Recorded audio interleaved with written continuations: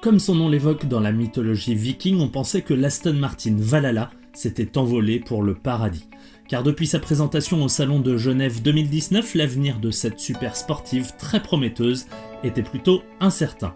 Mais quoi de mieux pour mettre à profit votre retour comme écurie officielle en Formule 1 que de créer l'une des hypercars les plus extrêmes et les plus belles de tous les temps.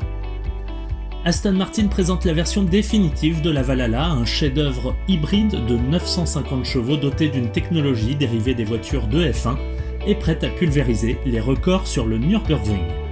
Des formes sinueuses façonnées par de longues séances en soufflerie, l'Aston Martin Valhalla a un design fluide et particulièrement réussi, résultat d'un long travail des ingénieurs britanniques.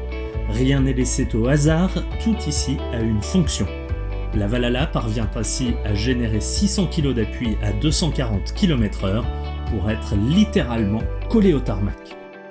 Comme l'aérodynamique, l'électronique et le châssis sont dérivés de la technologie de la Formule 1. Toute la structure est en fibre de carbone, ce qui a permis de réduire le poids à seulement 1550 kg. Grâce à sa suspension adaptative, elle ajuste en permanence sa garde au sol. En mode track, la voiture devient plus basse et plus rigide pour améliorer la stabilité et la pénétration dans l'air. La motorisation en position centrale arrière est composée d'un V8 essence de 4 litres biturbo qui développe 750 chevaux, le 8 cylindres le plus puissant jamais produit par Aston Martin. Il y a également un moteur électrique de 204 chevaux pour un total de 950 chevaux et 1000 Nm de tour.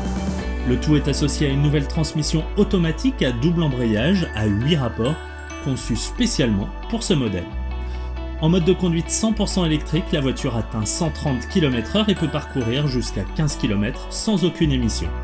Aston Martin parle d'une vitesse de pointe de 330 km/h et d'un sprint de 0 à 100 km/h en 2 secondes 5 seulement.